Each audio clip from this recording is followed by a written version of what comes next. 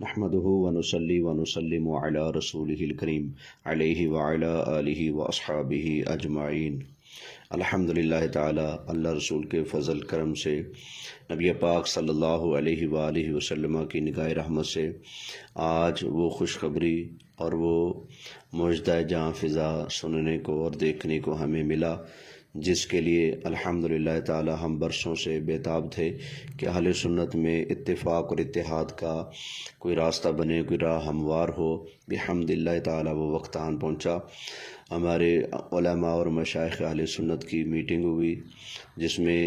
حضرت علامہ مولانا کنز العلماء ڈاکٹر محمد اشرف آصف جلالی دامت برکاتہم العالیہ نے اپنے ان جملوں سے جو فدق پر گفتگو کرتے ہوئے انہوں نے کہے تھے، جس کی وجہ سے اہل سنت میں اختلاف اور انتشار کا ماحول برپا ہوا، تو ڈاکٹر صاحب نے کمال اعلیٰ ظرفی کا مظاہرہ کرتے ہوئے اور اہل سنت کے وسیع تر مفاد اور بھلے کے لیے اپنے ان تمام الفاظ کو واپس لے لیا ہے، رجوع فرما لیا ہے۔ ہم تمام احباب اہل سنت اس پر الحمدللہ تعالی اللہ کا شکر ادا کرتے ہیں کہ اکابرین اہل سنت مل بیٹھے اور اتفاق اور اتحاد کی صورتحال پیدا ہوئی، اور ڈاکٹر محمد اشرف آصف جلالی زیدہ شرف ہو، انہوں نے اس مسئلہ سے مکمل طور پر رجوع فرما لیا اور ان الفاظ کو واپس لے لیا، اور سیدہ پاک رضی اللہ تعالی عنہا کی بارگاہ میں معافی کے درخواست گزار ہوئے، اور اللہ تعالیٰ سے بھی انہوں نے معافی طلب کی، رجوع کیا۔ تمام احباب اہل سنت کو ڈاکٹر صاحب کے اس رجوع پر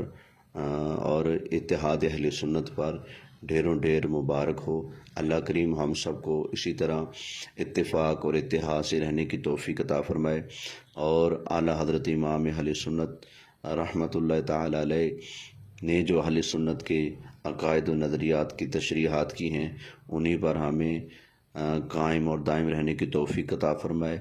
اس کا یہ مطلب نہیں کہ اعلیٰ حضرت نے کوئی نئی فکر ایجاد کی، نہیں، اعلیٰ حضرت نے انہی عقائد اور معمولات اہل سنت کو آگے لوگوں تک بڑی قوت اور محنت کے ساتھ پہنچایا،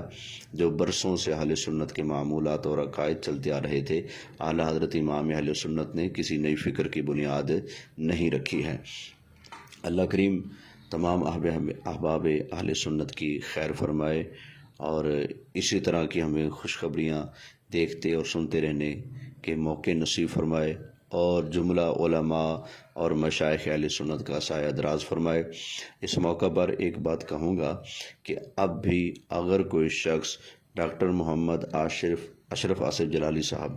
ان کے بارے میں نازیبہ الفاظ اپنی زبان پر لاتا ہے، اور اسی قضیہ فدق کے حوالے سے ان جملوں کو لے کر ان کی ذات کے اوپر ہٹ کرتا ہے، طعن و تشنیع کا نشانہ بناتا ہے، تو بلا شبہ ہم اس شخص کو اہل سنت کے مفاد کا اور اہل سنت کے اتحاد اور اتفاق کا